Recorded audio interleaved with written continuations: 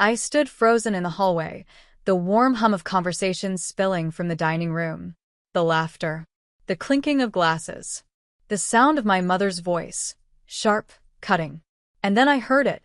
"She's too dumb to notice," my father muttered, not even bothering to whisper. "We're only keeping her around until we get the money from that trust fund. Then we cut her loose." I didn't breathe. My feet were still. My heart wasn't. It raced, thudded, twisted in my chest like a wild, hurt animal trying to escape. My fingers clutched the edge of the wall, grounding myself as my mother added, "She's always been slow, bless her heart. But she's legally an adult now. Once we get access, we don't owe her anything." A glass clinked against another. Someone laughed. I took a single step back. They never saw me. I was just the background in my own life story. Always there, never present. Always needed, never wanted. So I let them believe it. Every word. Every smug little assumption. They had no idea what I had already done. I remember that night with crystalline clarity, every detail burned into memory, like a scar branded deep into my soul. The scent of rosemary, lamb, and wine. The way the chandelier reflected in the polished mahogany table. The exact red of my mother's lipstick when she smiled and leaned toward my aunt, whispering conspiracies laced in fake concern. They thought they were clever. They thought they were safe. But the thing about pretending to be dumb for too long is, sometimes people get so used to looking down on you that they never think to look behind you. Let me back up, not to explain but to show you how I ended up here. It wasn't that I was clueless or weak. It's just I love them. Deeply. Painfully. The kind of love that forgives too much and notices too little. My name's Eva Mercer. 25. Bookish. Quiet. The girl who gets asked to fetch the napkins while others discuss business. The one who doesn't interrupt or complain when her ideas are stolen and passed off as someone else's during Sunday brunch. But I wasn't stupid. I was observant. And for 3 years, I'd been quietly collecting documents. Emails. Transfers. Property deals. I'd learned to code switch between invisible and invincible. I had degrees no one in the family knew about. Investments they assumed I was too slow to understand. The trust fund they thought was theirs to unlock. It was never just a trust. It was bait. The night I heard them talk about me like I was a problem to be solved, not a person to be loved, something in me didn't just break, it hardened. Not into vengeance, but resolve. A deeper clarity. I wouldn't destroy them. I wouldn't stoop to that level. But I would let them face the truth. Not with rage. With grace. They wouldn't see it coming. And when it hit, it wouldn't ruin them. No. That would have been too easy. Too expected. Instead, it would humble them. I went upstairs quietly that night and stared at myself in the mirror. For a long time, I just looked at the soft eyes everyone mistook for weakness. The kind expression they thought meant naivety. The quiet posture they mistook for fear. I smiled. But not out of malice. I smiled because I finally saw myself clearly. Not the forgotten daughter. Not the fool. But the quiet storm about to arrive without a single sound. The next morning, I got up before sunrise. My parents were still asleep. I could hear the low hum of my father's snore through the thin guest room walls. I had stayed the weekend because they'd asked. Said it meant a lot. Said family mattered. I smiled to myself as I packed my bag. It was funny. How people who talked so much about love could look right at you and never actually see you. I stepped out onto the driveway where my car waited. Just as I was about to open the door, I turned and looked back at that house. The same house where I learned to read. Learned to be silent. Learned to make myself small enough to not be a problem. And then I whispered, "You should have paid attention." 2 days later, I was in Manhattan. On the top floor of a high-rise, sipping espresso while a man in a crisp suit reviewed the final documents. The office smelled of leather and cedarwood. The air had that tension-rich silence only money and secrets could buy. "You sure you want to proceed with this alone, Ms. Mercer?" he asked.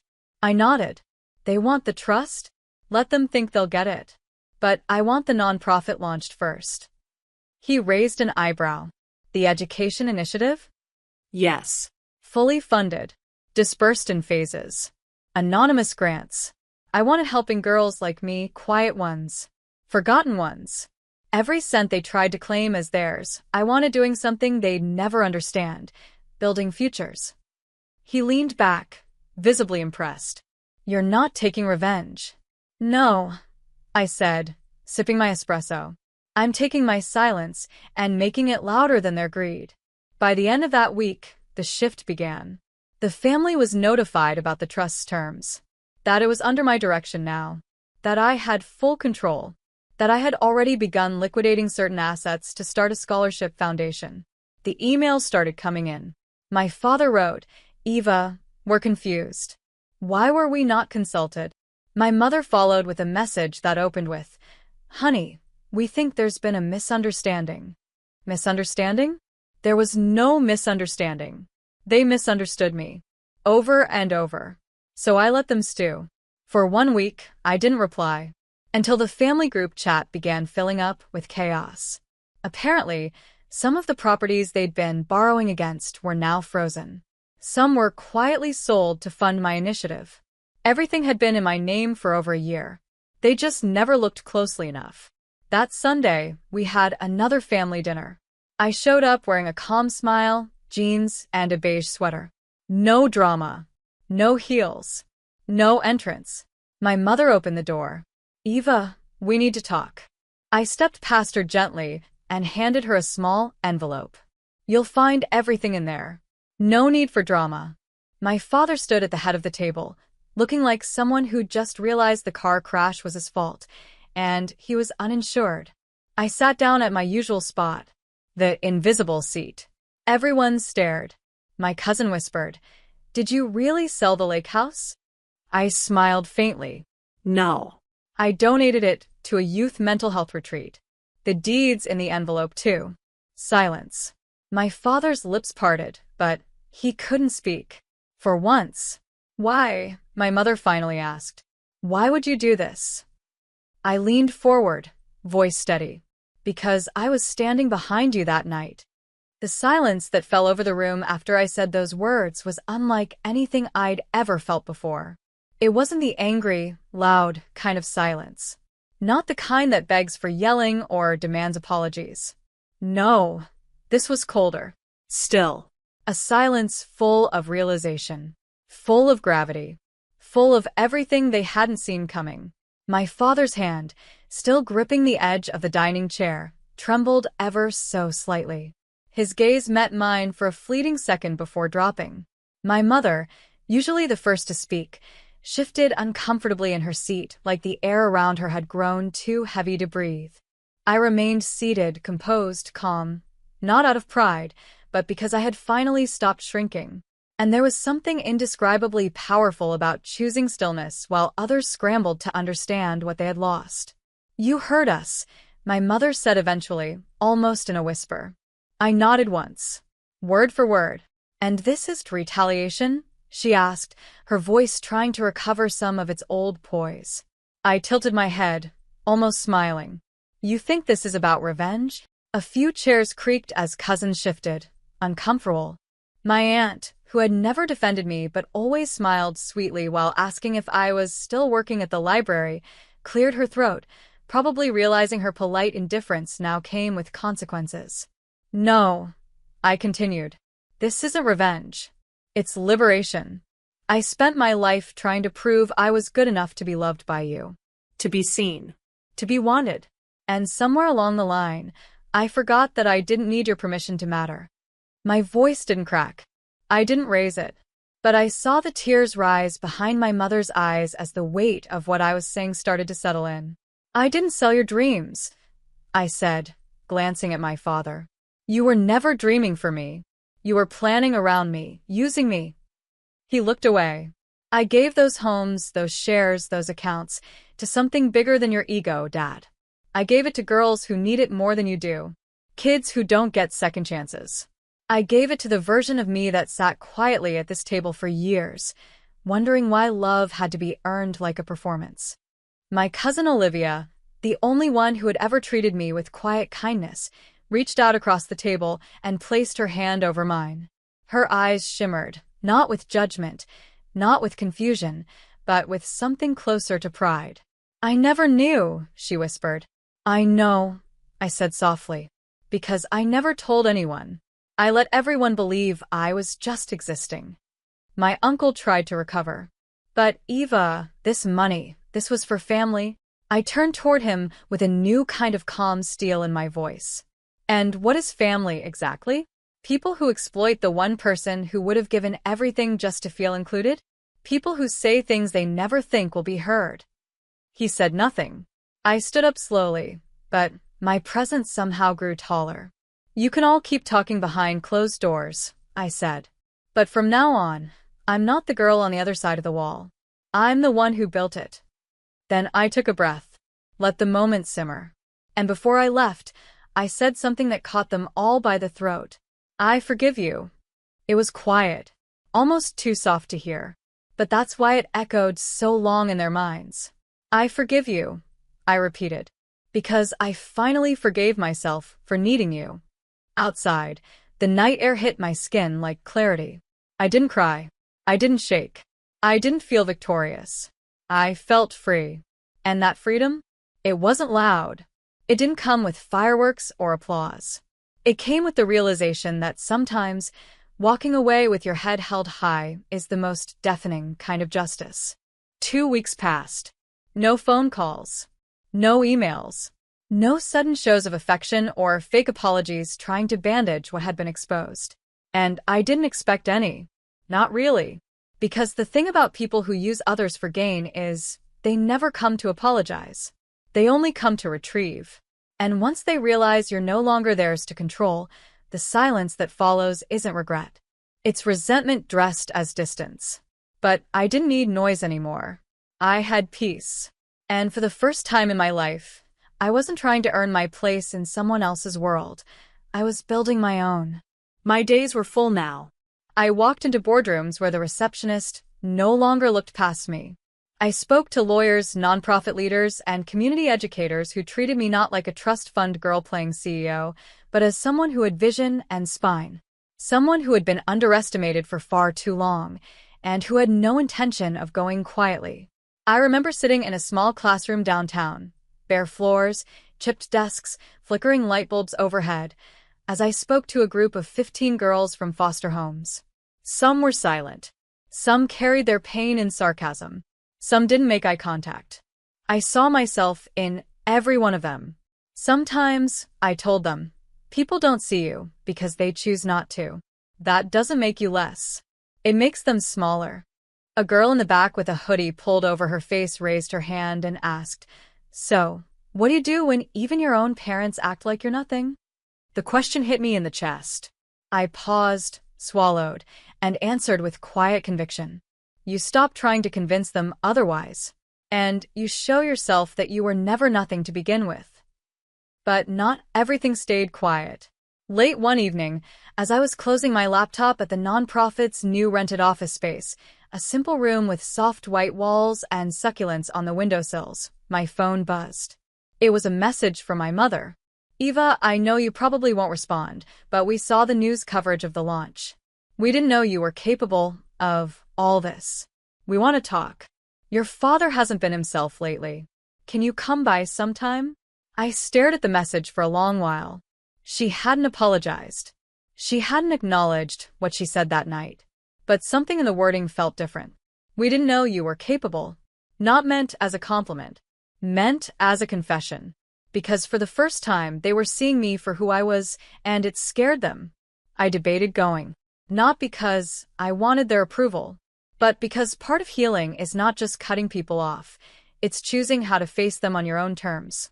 So I went, not to seek closure, but to offer it. When I arrived, my father was sitting on the porch, looking smaller than I'd ever seen him, like a man who suddenly realized that control and love were never the same thing. He didn't speak right away, just looked at me with tired eyes. "I didn't know," he said. "You were planning this all along?" "No," I said. "I was surviving all along. Then one day, I decided I'd stop surviving and start leading." My mother opened the door behind him, unsure whether to speak or hide.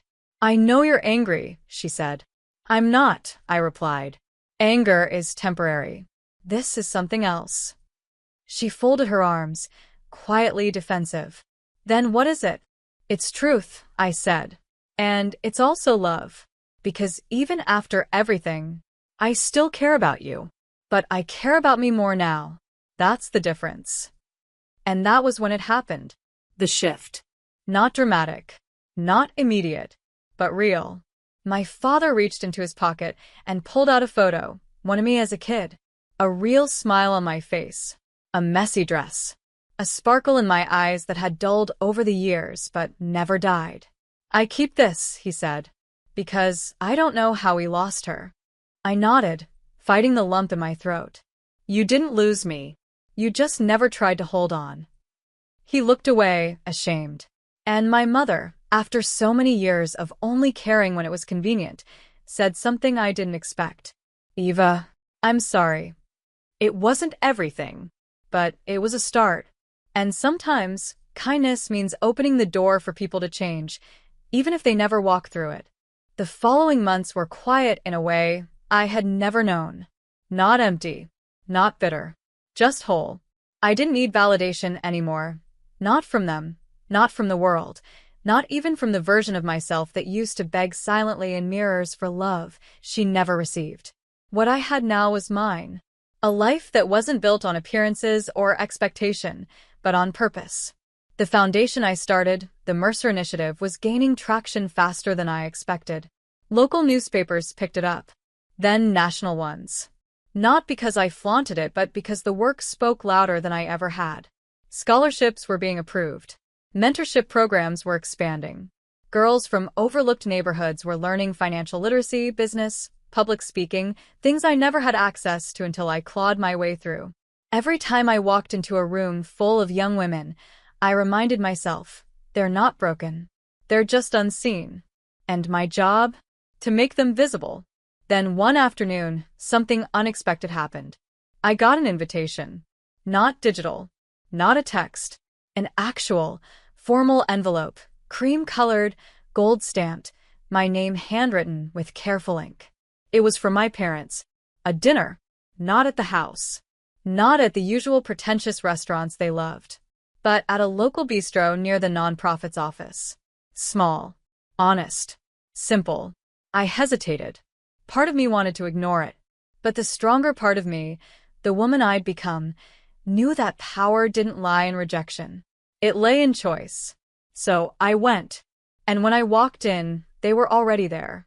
My mother stood first, nervous, almost rehearsed in her smile. My father stood slowly, unsure whether he should extend his arms or stay still. I sat. No accusations. No walls.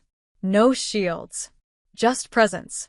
We wanted to try again, my mother said softly. Not just with you. With who we are. Because we were wrong, Eva.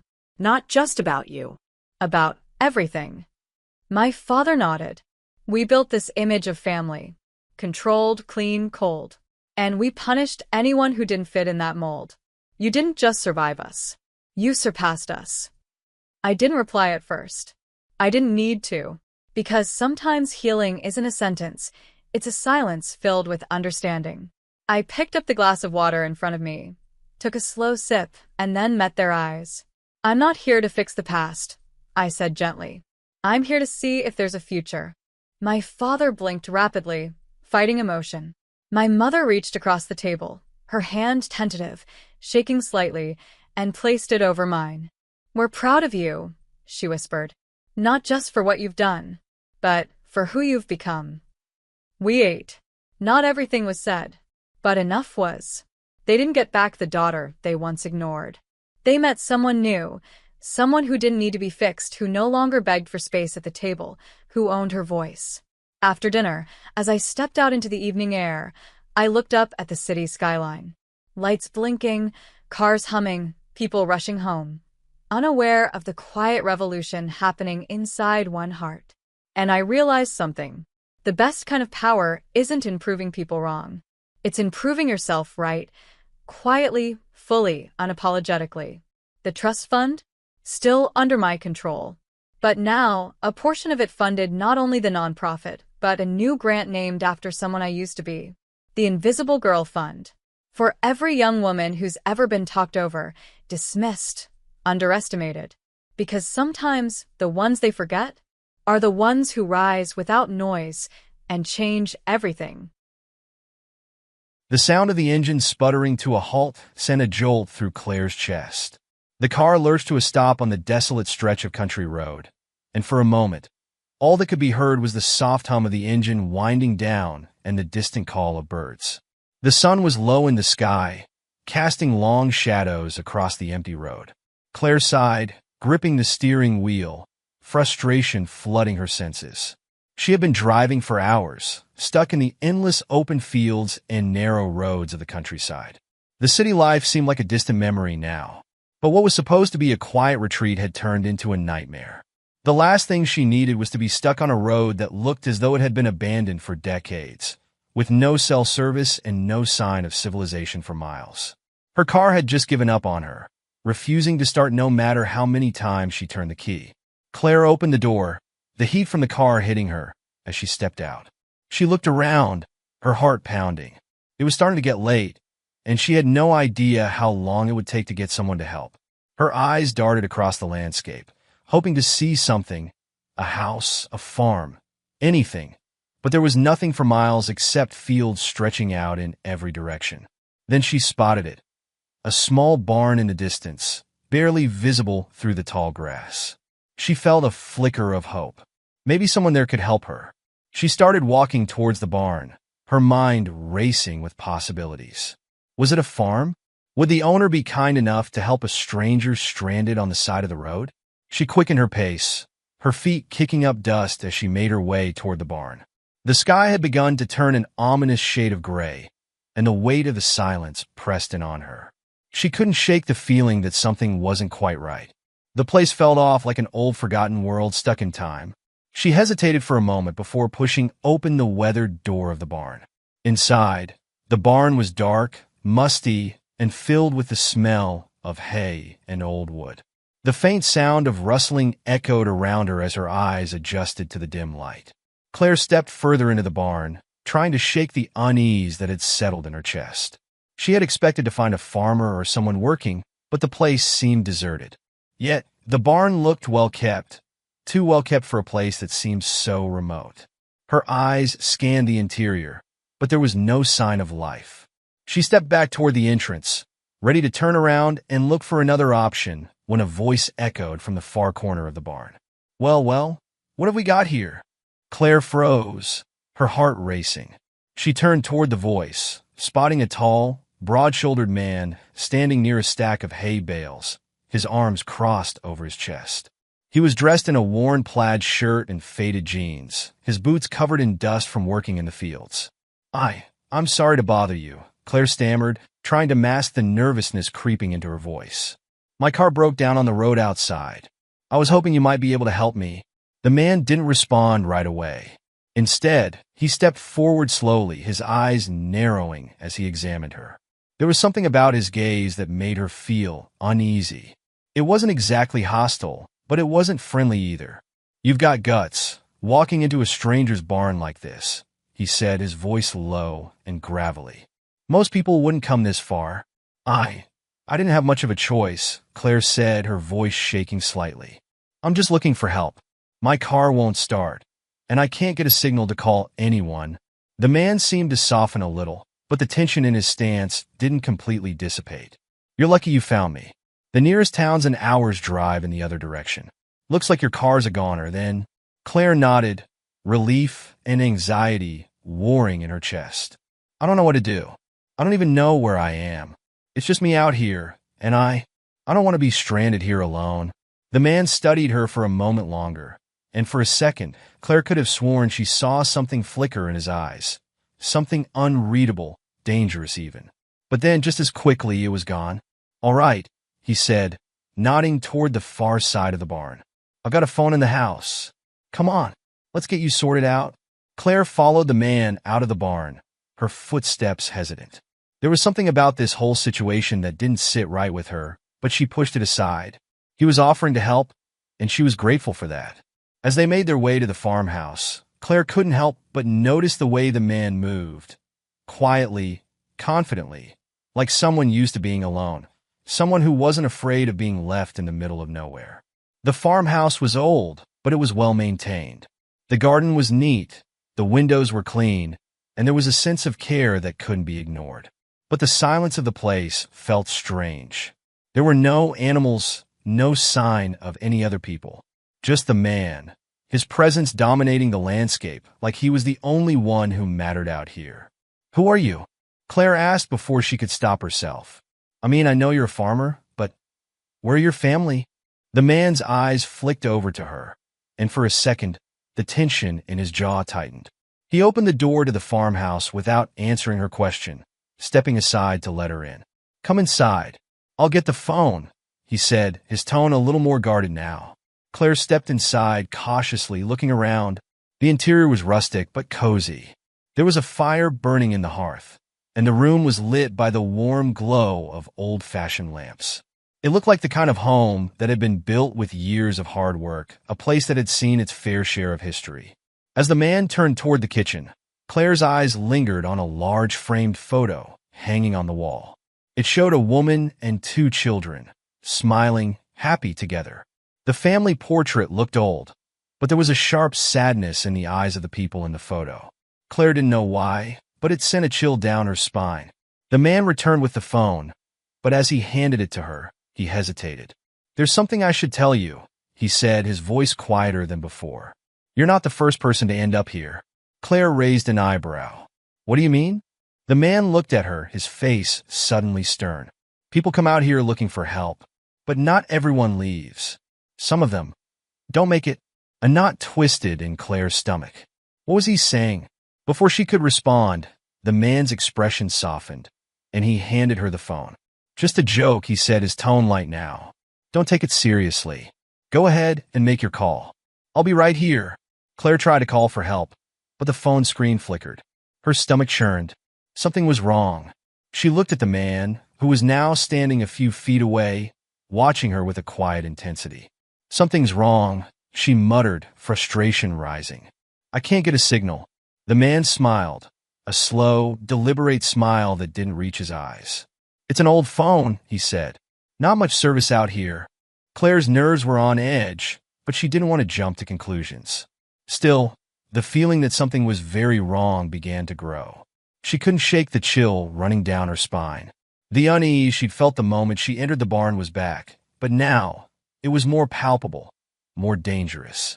Suddenly, Claire's eyes fell on a small, dusty journal on the counter beside her. It looked old, worn, and out of place. Without thinking, she reached for it. When she opened the first page, she froze. The entries were dated years ago. They described a man, someone who had helped stranded travelers, someone who had taken them in, made them comfortable, and then, without fail, they were never heard from again. The last entry was chilling. "Another one is here, just like the others. They'll never leave." Claire's blood ran cold. She looked up at the man, who was still standing there, watching her closely. "Who are you?" she asked, her voice shaking. The man didn't answer right away. Instead, his smile deepened. "You don't know, do you?" A chill ran through Claire as she backed away, the journal still in her hands. The pieces were starting to fall into place, but it was too late. The door slammed shut behind her. Claire's mind raced as she stared at the man. No, the monster, who had been hiding behind the facade of kindness. Her hands trembled as she clutched the journal in her grasp. The words, so innocently written at first, now felt like a death sentence. "Another one is here, just like the others. They'll never leave." Her breath caught in her throat as the realization hit her hard. The man took a step forward, his smile never fading. "You should have listened when I told you to go inside," he said softly, almost as if talking to a child who had misbehaved. "But it's too late now. You've seen too much." Claire's heart pounded in her chest. Her instincts screamed at her to run, to get out of there, but her feet were frozen to the floor. The door slammed shut behind her, the sound echoing through the quiet farmhouse.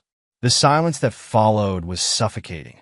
Her gaze darted around the room, searching for any means of escape, but the windows were sealed tight, and the only way out was through the man blocking her path.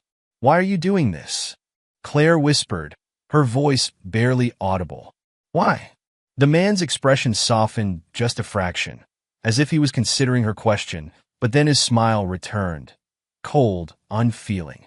It's not about what I want. It's about what has to be done. There are rules, you see, and once you've come this far, you're a part of this place now. It's just how it works. Claire's stomach twisted in fear. The journal's words, "They'll never leave," haunted her. She wasn't going to be the next one to disappear. She couldn't let herself become just another forgotten soul in this forsaken place. But how could she fight against a man who seemed to have control over everything here? How could she escape when every path led to him? You're insane. Claire spat, her fear boiling into anger. You think you could just trap people here? I won't let you. The man's gaze sharpened, and his smile twisted into something darker. You don't have a choice. The only way out is death, or becoming one of us. The words hit Claire like a punch to the gut. Becoming one of us. She knew then that the man wasn't just talking about letting her go. He was talking about turning her into something else. Something twisted, something wrong. She had seen the way he looked at her, the way he had studied her when she first entered his barn. It wasn't just curiosity. He had been sizing her up, deciding her fate. Claire felt her throat tighten. I won't be like the others. I won't stay here with you. Without thinking, she hurled the journal at him, the weight of her fear and fury making her act on pure instinct. But the man simply stepped back, his expression unchanged as the journal flew past him. He wasn't fazed by her outburst. He had long since stopped seeing people like Claire as anything more than pawns in a twisted game. Why fight it, Claire? He said softly, stepping closer to her. You've seen how it goes. You're going to stay here. You'll live here for as long as you can stand it. And when you break, I'll turn you. It's inevitable. Everyone does. Her breath was ragged now, her chest rising and falling in panic. She wanted to scream, to fight, but what could she do against someone who had the power to control this place, this nightmare? Let me go, she begged, her voice cracking with desperation. Please, I don't want to be here. Just let me leave. The man shook his head slowly, his eyes never leaving hers. It's already too late for that. You should have stayed away. But now, you're just like the others, lost in the dark. Suddenly, a flash of movement caught Claire's eye. She whipped her head toward the window, her heart leaping in her chest. A car. For the briefest moment, she saw headlights in the distance, just a glimmer of hope, a lifeline. Someone else was out there. Someone else who could help her. Claire's heart skipped a beat. She couldn't wait another moment. She had to act, and she had to act fast. Without another word, Claire bolted toward the back door. She knew it was risky, but she had to try. She had seen the man's twisted obsession, and she wasn't about to let him make her another casualty in his cruel game. She yanked at the door, her hands shaking as she tried to push it open. It was stuck. No, no, no. She pulled harder, using every ounce of strength left in her.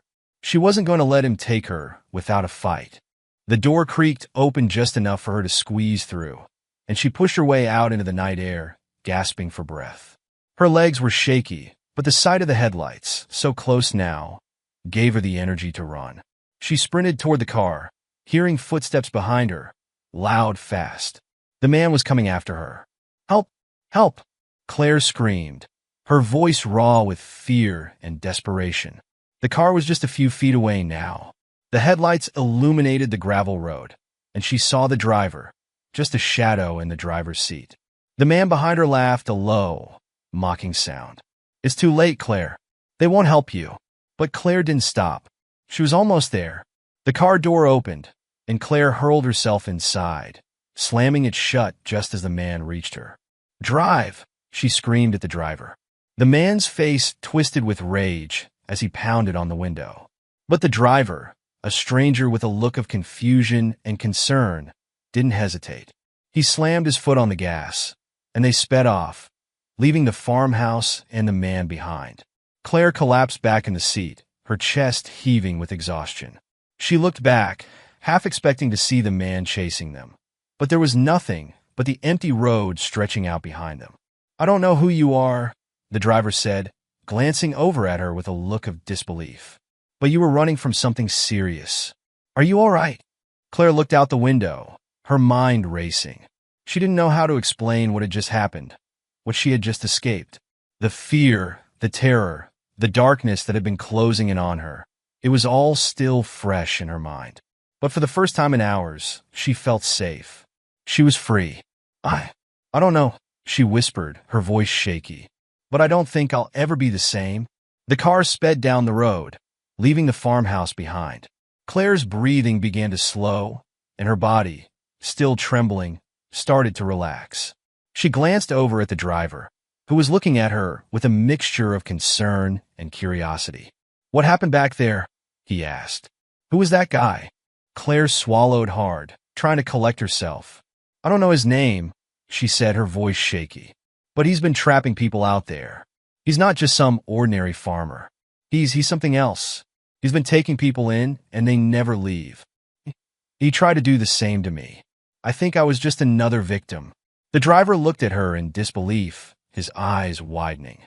"That's crazy. You're lucky you got away. People don't come back from those kinds of places. Not without something changing them." "I don't know what he wanted," Claire said, her voice barely above a whisper. "But I'm not going back there. Not ever. Not if it means becoming like the others. I won't let him do that to me." The car continued down the road, Claire's mind still spinning with everything that had happened. It felt like a nightmare, one she had barely escaped. But as she looked at the man in the driver's seat, she realized something. She had survived, and no matter what came next, she would never let herself become another lost soul in that forsaken place. Stranded on a dark road, a woman's chance encounter with a stranger leads to an unexpected gift. A mysterious device dropped by a drone. But the moment they touch it, they're thrown into a deadly game with no way out. Jason's eyes darted nervously between the clock on the dashboard and the empty road stretching out before him. The silence in the car was almost suffocating. It had been a long day, too long. His mind was full of the conversation he'd had earlier with his business partner, but his thoughts kept drifting back to his latest failure. There were things he should have done differently, opportunities he missed.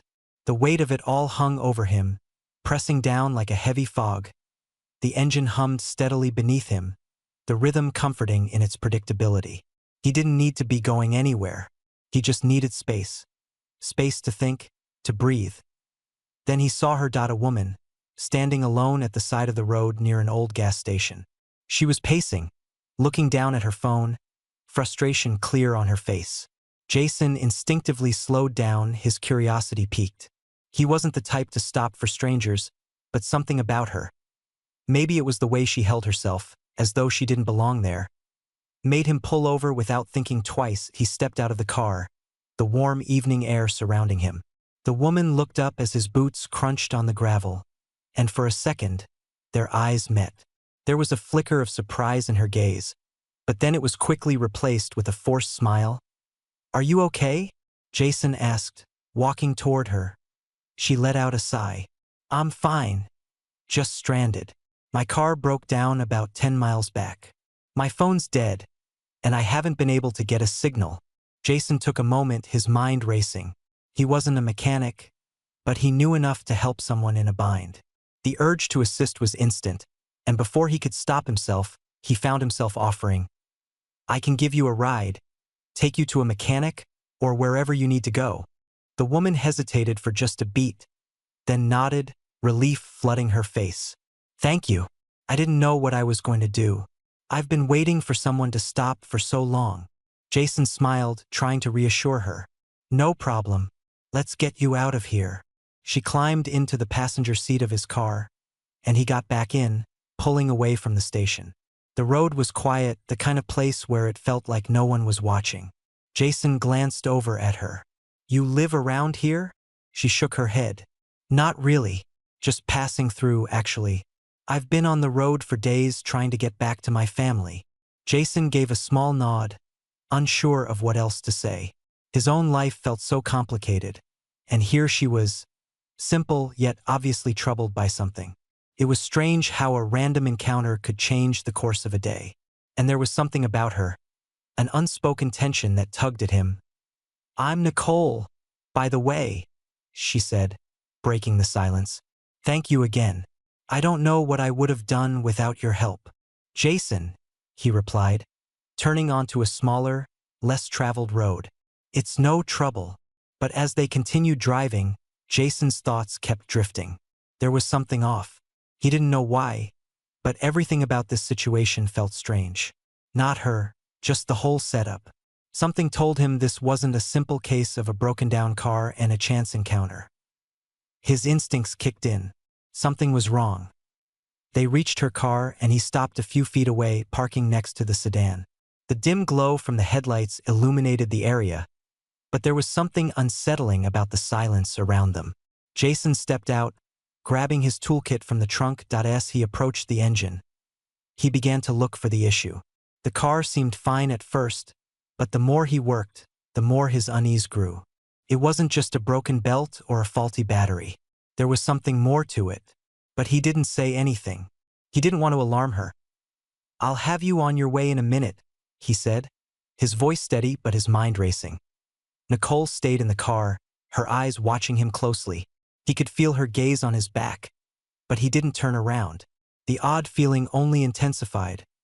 That was when he heard it. A faint sound, barely noticeable at first. A hum. Jason froze, slowly standing up straight. He looked around, searching the darkness. The sound was coming from above. He saw it then. A small drone hovering overhead. It was too high to be anything ordinary, too precise in its movements. Jason's heart skipped a beat as the drone dropped something from its mechanical grip. It landed with a soft thud near the edge of the car. A small package wrapped in brown paper. Jason's instincts screamed at him to move, but he was rooted to the spot. What the hell was this? Nicole's voice broke through his shock. "What is that?" she asked, her voice filled with dread. "I don't know," Jason muttered. He walked toward the package, kneeling down to inspect it. It wasn't large, but it was solid, heavy for its size. He slowly reached out, his hands trembling as he unwrapped the paper. Inside, he found a small device, mechanical, with blinking lights. It looked like something straight out of a spy movie. His pulse raced as he held it in his hands. This wasn't a random gift. He glanced up at Nicole, who was now standing outside the car, her face pale with shock. "Did you have something to do with this?" he demanded, his voice harsh, the weight of the situation pressing on him. Nicole shook her head, her eyes wide with confusion.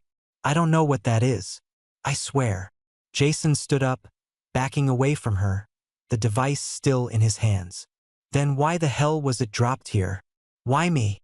Nicole's voice faltered. Jason, I really don't know. But whatever it is, it's dangerous. We need to get out of here now." Jason's mind raced. It felt like the ground was slipping away beneath him. Who sent this? Why him? And why now? The night had taken a turn Jason wasn't ready for, and whatever was coming next, he was already in too deep. Jason couldn't shake the feeling that he had just stepped into something much bigger than himself. The device in his hands, this strange mechanical object, was no accident. Someone had deliberately dropped it near them. And someone, somewhere, was watching. Nicole's voice was small but insistent. "Jason, we need to get rid of it. Now. Before what?" Jason wasn't sure. But the panic in her eyes was real, and it made his blood run cold. He had to think fast. He glanced at the device in his hands, its blinking lights casting eerie shadows in the dark. There were no markings, no labels. It looked like something out of a high-tech spy thriller. But this wasn't a movie, and Jason wasn't some action hero. He was just a guy who had stopped to help a stranger on a lonely highway. "All right," Jason said, his voice strained. "Let's get back to the car. We'll figure this out." But as he started to turn, he heard the unmistakable sound of a vehicle approaching. His head snapped up. The low hum of an engine was getting louder, and the headlights of a car soon cut through the darkness, bright against the night. "Shit," Jason muttered under his breath. He shoved the device into his jacket pocket, trying to act casual, though every part of him screamed to run. He could feel Nicole's eyes on him, her uncertainty matching his own. The car came to a stop just behind them. Jason's heart pounded as the headlights illuminated the area around them. The figure who stepped out of the car wasn't someone he recognized. He was tall, with a cold, calculating look in his eyes. His movements were deliberate, too smooth to be accidental. He wore a suit, sharp, tailored, and in his hands, he held something that made Jason's blood freeze. A gun. Nicole's breath caught in her throat, and Jason instinctively stepped in front of her, his hand resting on the side of the car. He didn't know what was happening, but his instincts were screaming that this was bad. Very bad. The man took a few steps toward them, his face impassive. "You have something that doesn't belong to you," he said, his voice low and menacing. Jason didn't answer, trying to keep his voice steady. "Who are you?" The man didn't flinch. "It doesn't matter who I am. What matters is what you've got. And I suggest you hand it over before things get ugly." Nicole's eyes flicked nervously between Jason and the man. "Jason," she whispered, "we need to leave. This is bigger than us." Jason's mind raced. He wasn't a hero. He didn't know how to fight this. He was just trying to survive. And now, whatever game was being played, he had unknowingly walked right into the middle of it. The man with the gun took another step forward. "I'll ask you once more. Give me the device and I'll let you both walk away. If not, well, things won't go so smoothly." Jason's grip tightened on the side of the car, his heart thudding in his chest. He had no choice. There was no way he was handing over whatever the hell this was. He had to think, and fast. He took a deep breath and turned to Nicole. "Get in the car," he muttered under his breath. Nicole looked at him with wide eyes, hesitating for only a second before nodding. Without a word, she slid into the car, locking the door behind her. Jason followed suit, slamming the door shut just as the man took another step forward. Jason's mind was racing. He started the engine, his foot pressing down on the gas pedal. The car shot forward, tires screeching against the gravel. He didn't care where they were going, just that they had to get away. Behind them, the sound of the man's voice echoed in the distance. "You can't outrun this," he called, but Jason didn't slow down. The road ahead was dark, and Jason's headlights cut through the blackness. The adrenaline coursed through his veins as he gripped the wheel tighter. His thoughts were a blur, but one thing was clear. Whoever those men were, they weren't going to stop. "Where are we going?" Nicole asked, her voice barely above a whisper. Jason's gaze flicked over to her. "I don't know," he admitted, "but we need to get off the road. They'll be looking for us." For the next few minutes, they drove in silence, the tension between them almost suffocating. Jason's hands were clammy on the wheel, his knuckles white. Every turn, every corner seemed like it could lead to something worse. He had no plan, no backup, just two people trying to outrun whatever was coming for them. Finally, after what felt like an eternity, Jason spotted a small, run-down motel up ahead. He pulled into the parking lot, his heart racing as he cut the engine. "We need to stay low," he said urgently, glancing around the parking lot. "Stay in the car. I'll check in and get a room." Nicole nodded silently, her face pale, her eyes still wide with fear. Jason didn't blame her. He felt the same way. Jason got out of the car, his legs shaky as he walked into the motel lobby. The man behind the counter barely looked up as Jason approached. "Got a room for the night?" Jason asked, trying to sound casual, though his voice betrayed his nerves. The man nodded, handing him a key. "Room 12. Stay safe, stranger." Jason took the key, nodding absent-mindedly. He didn't know why, but something about the clerk's nonchalant attitude made Jason feel like they were being watched. He quickly returned to the car and started driving toward the back of the motel.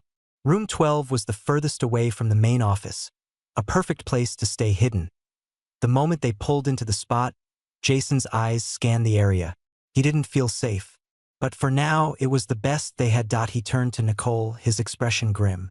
"We need to lay low for a while. I don't know who those guys are, but they're not going to give up." Nicole's eyes were full of fear, but they were also full of something else. Determination. She took a deep breath, steadying herself. "We'll figure this out," she said, her voice more confident than before. "Whatever's happening, we're in it together." Jason nodded, but the feeling of dread never left. There was something bigger going on, something he couldn't understand yet. But it was clear whoever was behind this was watching them, and it wouldn't be long before they came looking again. Jason paced the small motel room, his mind racing in 1,000 directions. He could hear Nicole's quiet breathing from across the room, but his own heartbeats felt deafening, pounding in his ears. He couldn't shake the image of that man in the suit with the gun. The last words he'd heard from the man echoed in his mind. "You can't outrun this." He pulled his phone out of his pocket, his hands trembling as he stared at the screen. No missed calls, no messages. He had no idea who to contact, no one he could trust. He'd helped a stranger, and now they were both in a mess bigger than they could handle. The sound of Nicole shifting on the bed snapped him from his thoughts. She was sitting with her legs crossed, her arms wrapped tightly around herself. Her eyes were distant, like she was somewhere far away. She was trying to make sense of everything, just like he was. "We're not safe here," Jason muttered under his breath, pacing back and forth. Nicole's voice interrupted him, softer than before. "Jason, do you think they know who we are? I mean, why us?" Jason stopped pacing and looked at her. She was staring at him now, her eyes filled with concern, but also something else. Something deeper. Fear, yes, but also a quiet strength. He couldn't help but admire her resilience. "I don't know," Jason admitted, running a hand through his hair. "But I think whoever dropped that package, they're not just watching us. They know something about me. About you too." Nicole's gaze flickered with a mix of confusion and suspicion. "What do you mean, about me?" Jason wasn't sure he could explain it. There was something about the way she looked at the device, something in her reaction that didn't sit right with him. She seemed too calm, too accepting, when most people would have been terrified out of their minds. But he pushed the thought aside. It was probably just the stress talking. "Whatever's going on," Jason said, shaking his head. "It's not random. They're not done with us.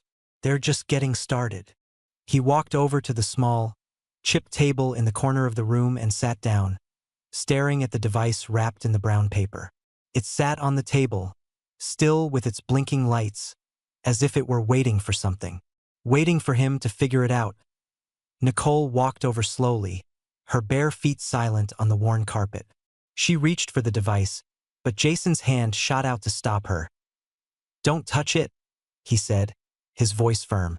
"I don't know what that thing is, and I don't know who's watching us. The last thing we need is to mess with something we don't understand." Nicole nodded, stepping back. "You're right, but I don't want to be in the dark either. We need answers." Jason swallowed hard. He didn't know how to get answers. He didn't have a plan. But whatever was going on, he couldn't let Nicole get dragged deeper into it. He didn't know her, but somehow he felt protective of her, like he couldn't let anything happen to her. "We need to get out of here," he said, standing up. "This motel, it's not safe. If they're watching us, we can't stay in one place for too long." Nicole met his eyes. There was a flicker of understanding in her gaze. "Where are we going?" Jason didn't have an answer. All he knew was they had to move, and fast up by the time the sun began to rise, casting its weak light over the small motel parking lot. Jason and Nicole had packed up what little they had. Jason's mind was still working on overdrive, every thought running into the next. They couldn't trust anyone. They couldn't trust the authorities, and they certainly couldn't trust the people who were after them. Jason's car was the only one in the parking lot. He checked the rearview mirror, then the side mirrors. No sign of any black SUVs, no sign of the men who had chased them earlier. But Jason knew better than to let his guard down. "Let's go," Jason said, his voice low but urgent. Nicole nodded and got into the passenger seat. Jason started the engine, and without saying a word, he pulled out of the parking lot, his eyes scanning the streets for any sign of danger. "Where are we going?" Nicole asked after a few minutes of silence. Jason didn't have a concrete plan. He only knew that they had to get as far away from the motel as possible. They couldn't stay on the highway, they needed to blend in. The city, the bright lights, the hustle and bustle, would be their best shot at disappearing. "I think we need to head into the city," Jason said, his eyes fixed on the road ahead. Lay low, find somewhere safe. We can figure out what this is and why we're involved. Nicole didn't argue, though Jason could tell she was still processing everything. The events of the past few hours had happened too quickly, too intensely, for anyone to be ready. She had been calm, perhaps too calm, but Jason understood. She didn't want to seem weak. They were both in this together now. As they made their way toward the city, Jason's thoughts drifted back to the device in his jacket pocket. Every time he thought about it, his stomach churned. The blinking lights on that thing, the strange hum it emitted, it wasn't just some random gadget. It was a tool for something much larger than either of them. Suddenly, Jason's phone buzzed, breaking through the silence. His heart skipped as he glanced down at the screen. It was a text. No number, just a message. We know you have it. Don't try to run. Jason's grip tightened around the steering wheel. His worst fear had just been confirmed. They were being hunted. They weren't free. Nicole turned toward him, noticing his stiff posture. What is it? Jason's breath caught in his throat. They know. They know we have the device. Nicole's face went pale, and Jason could feel her pulse quicken. There was a brief moment of silence before she spoke again, her voice barely above a whisper. We need to get rid of it. Whatever this is, we can't keep it. Jason didn't disagree, but he knew there was no simple way out of this now. The people after them were too powerful, too organized. And now, with that message, there was no going back. Jason's mind raced as he navigated through the city's winding streets. The towering buildings loomed above them, but Jason wasn't looking at the cityscape. He was looking for an exit, looking for a way to disappear. They needed answers. They needed to understand why they were involved in whatever this was. The only thing Jason knew for sure was that whoever was behind this, they weren't going to let them go without a fight. He had no choice but to keep moving, and just when Jason thought they were getting a handle on things, when the fog in his mind began to lift for a brief moment, he heard it, a soft thud, followed by the sound of a drone buzzing overhead. The chase had begun again. The hum of the drone above them was unmistakable, sending a wave of panic through Jason's chest. His grip tightened on the steering wheel as he sped through the city streets, weaving between traffic with reckless urgency. The drone wasn't a coincidence. It wasn't just another random device. Someone was tracking them, watching their every move. Nicole's voice trembled from the passenger seat. Jason, they're here. We can't outrun this. Jason's eyes darted to the rearview mirror, catching a glimpse of the drone as it hovered, unmoving. It was too precise, too intentional. He had never been more aware of how out of control his life had become. He had to think fast. Stay down, he ordered, his voice sharp. He swerved to the right, taking an unexpected turn down a narrow alleyway. The drone followed. The adrenaline surged through his veins as he pushed the pedal harder, making the tires screech against the pavement. Nicole's fear was palpable. She gripped the door handle, but there was no escape. They were trapped, and the city's labyrinth of streets didn't seem to offer any real refuge. Jason's mind raced. He couldn't lead them straight into a dead end. He needed a place to hide, somewhere they could regroup and figure out their next move. A flash of recognition hit him. An old storage unit complex just up ahead. He had used it for some small-time business dealings years ago. He knew the place wasn't in use anymore. It might be their best chance. He slammed on the brakes just as they approached the entrance. The drone hovered over them, still keeping its distance, as if waiting for Jason's next move. We're going in there, Jason said firmly, turning the wheel and making a sharp left into the complex. The rusted gates loomed ahead. With one final push, Jason sped through the opening and parked behind a large storage unit. Jason killed the engine, his heart pounding. Nicole didn't speak. She didn't need to. She could feel it too, the weight of the moment, the tension that had been building since that damn drone appeared. The silence in the car was suffocating, as if the world outside had gone on pause while they waited for whatever would come next. Jason turned to Nicole, his voice quiet but urgent. We can't stay here for long.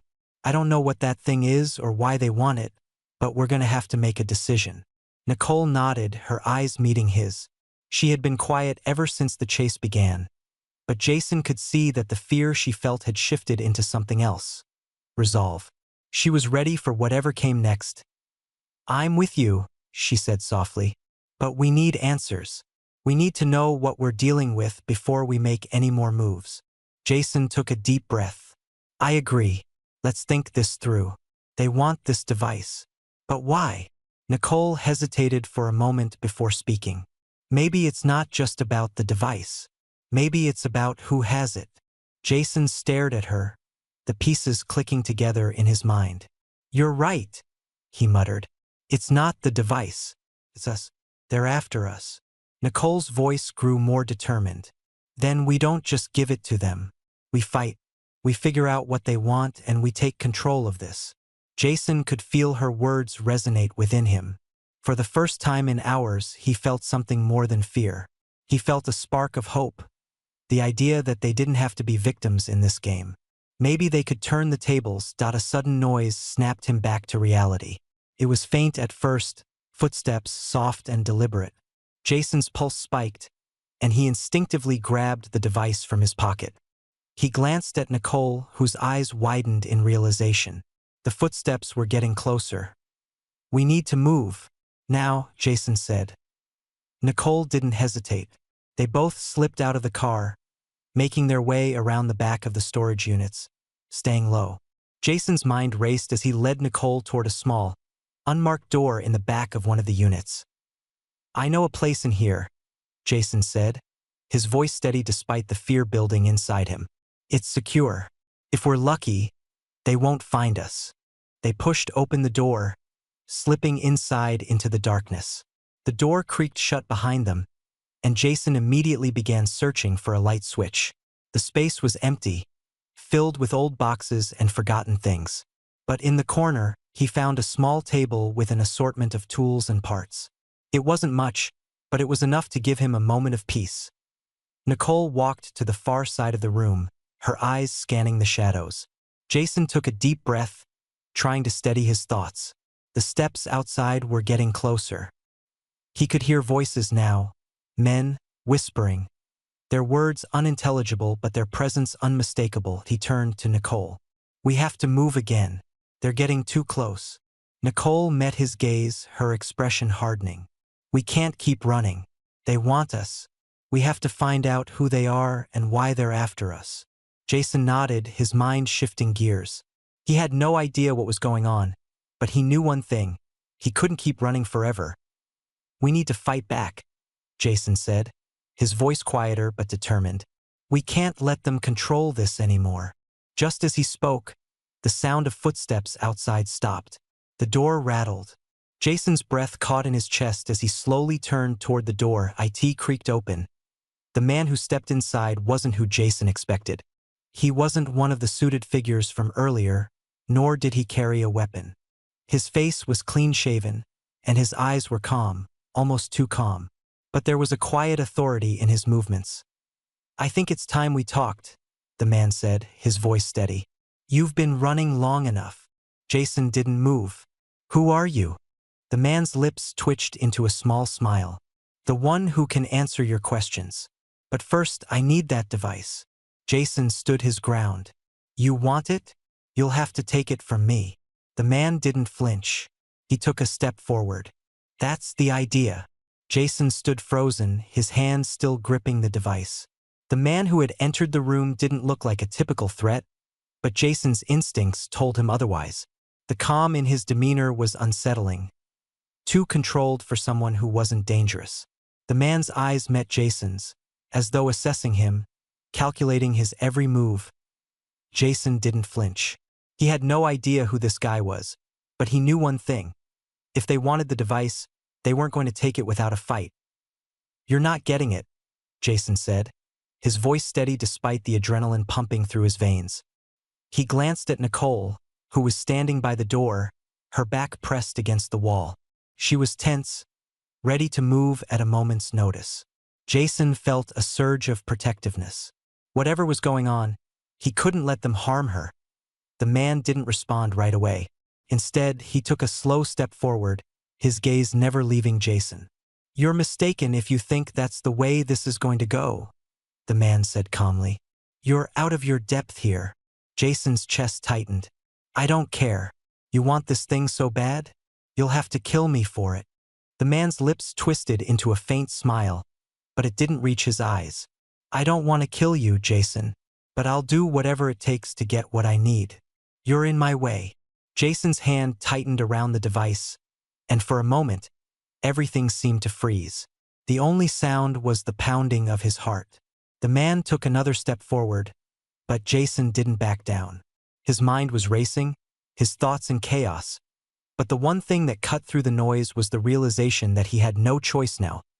He couldn't let them take control of this. He couldn't let them control him. I'm not afraid of you, Jason said, his voice firm. You can threaten me all you want, but I'm not giving up this device. You don't know who you're dealing with. The man's eyes flickered, a slight shift in his expression. You really think that's going to save you? He raised his hand, signaling to someone outside. Jason felt a sharp pang of fear, but it didn't stop him from acting. Without thinking, he shoved the device into his jacket pocket and rushed toward the man. He was faster than the man expected, and before he could react, Jason knocked him to the ground, pinning him against the cold concrete floor. The man's breath was knocked out of him, but Jason didn't stop. Nicole's voice sliced through the chaos. Jason, wait! Jason hesitated for only a split second, but that was enough. The man's calm demeanor was gone, replaced by something far darker. He shoved Jason off of him, sending him sprawling across the floor. Not bad, the man said, his tone now filled with cold amusement. But it's too late for you. You should have just given me the device. Jason scrambled to his feet, his fists clenched, but before he could react, the door slammed open. The sound of footsteps, heavy and determined, flooded the room. Jason's heart sank. They weren't alone. A group of men stormed in, their presence almost suffocating. They wore tactical gear, their faces covered, their movements fluid and coordinated. There was no escaping now. They had him cornered. The man who had spoken earlier, who had been so calm, stood up slowly, brushing himself off. You had a chance to walk away. Now you've made a mistake. Jason stood motionless, the reality of their situation sinking in. His back was against the wall. There was no room to run. Nicole's voice broke through the tension. What do you want from us? The man's gaze flickered to her, then back to Jason. You've seen too much. Now we're going to take what we came for. Jason didn't move. He was outnumbered, and every part of him screamed that they needed to make a choice. The device, the reason they were after him, it was the key to something, but he didn't know what. What he did know was that he couldn't let these men win. He couldn't let them take control of his life any longer. In that moment, a flash of inspiration struck him. Something that would give them a chance to fight back. Jason reached into his pocket, pulling out the device, his hand shaking. The men froze, their eyes narrowing. Jason held it up, watching the blinking lights flicker faster as he pressed a hidden button on the side. For a moment, nothing happened. Then, with a soft whir, the device emitted a loud, high-pitched sound. The men staggered back, covering their ears. Their faces contorted in pain. The noise was unbearable. Jason didn't know if it was a warning or a weapon, but he didn't care. He turned to Nicole, his eyes wide with urgency. We need to go. Now. Nicole didn't hesitate. She grabbed Jason's arm, pulling him toward the door. The men were disoriented, their hands still pressed to their ears as they staggered away from the device's blinding light. They bolted for the exit, and Jason didn't look back. He didn't know if it would be enough. He didn't know if they were free. But as they ran, Jason's heart surged with something else, hope. For the first time, they weren't running because they were afraid. They were running because they were in control. They reached the parking lot, and Jason fumbled for the keys. His hands were still shaking, but he managed to start the car. Without a word, he sped off into the night. The city lights fading in the rearview mirror, Nicole was silent beside him, her expression intense but unreadable. Jason kept his eyes on the road, his thoughts swirling around everything that had happened. Where do we go from here? She asked, her voice calm but filled with something deeper. Understanding, Jason swallowed hard. I don't know, but I promise you one thing. "We're not running anymore. We're gonna figure this out." And as they disappeared into the night, Jason felt the weight of everything shift. They weren't just surviving anymore. They were fighting back. The game had changed.